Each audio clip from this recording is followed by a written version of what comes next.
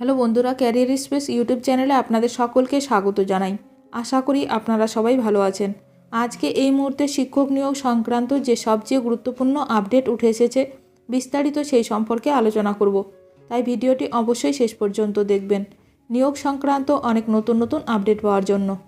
যারা চ্যানেলে নতুন তারা চ্যানেলটিকে সাবস্ক্রাইব করে পাশে থাকা বেল বাটনে প্রেস করে অল নোটিফিকেশানটিকে অন করে রাখবেন, কারণ এমন ধরনের লেটেস্ট আপডেট নিয়ে এই চ্যানেলে সবসময় ভিডিও আপলোড করা হয়ে থাকে। তবে কি এবার 313 জন শিক্ষকের বেতন বন্ধ হতে চলেছে? শিক্ষক নিয়োগ মামলায় রাজ্যকে নির্দেশ কলকাতা হাইকোর্টের। নিয়োগ দুর্নীতিকাণ্ডে এবার বড় খবর সামনে এলো। এবার 313 জন শিক্ষকের বেতন বন্ধ করতে চাইল কলকাতা হাইকোর্ট। তবে বেতন বন্ধের আগে শেষ সুযোগ দেওয়া হলো রাজ্যকে।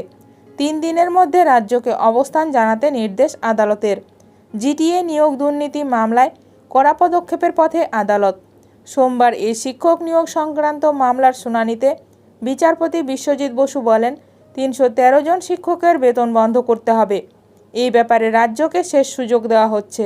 আগামী 72 ঘন্টার মধ্যে যদি রাজ্য এই নিয়ে সিদ্ধান্ত না নেয়, তাহলে হাইকোর্ট পদক্ষেপ করবে।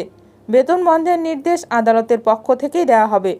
এটা থেকে স্পষ্ট, ফের এক নিয়োগ সংক্রান্ত মামলায় বড়সড় ধাক্কা খেল রাজ্য সরকার। জিটিএ শিক্ষক নিয়োগেও অনিয়মের অভিযোগ উঠেছে।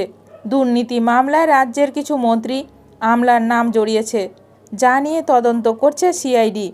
সোমবার তাদের পক্ষ থেকে স্ট্যাটাস রিপোর্ট জমা দেওয়া হলে বিচারপতি বিশ্বজিৎ বসুর মন্তব্য, এখনই 313 জন শিক্ষকদের বেতন বন্ধ করে দেওয়া উচিত। রাজ্য কেন এখনও এদের বেতনের ভার বহন করছে তা বোধগম্য হচ্ছে না আদালতের।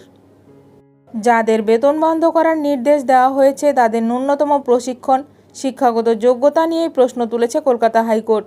গত মামলার শুনানিতে এদের কেন বেতন বন্ধ করা হবে না জিটিএকে সে ব্যাপারে জানাতে বলা হয়েছিল। সেই প্রেক্ষিতেই রাজ্য সরকারের সময় বেঁধে দিয়েছেন বিচারপতি বিশ্বজিৎ বসু।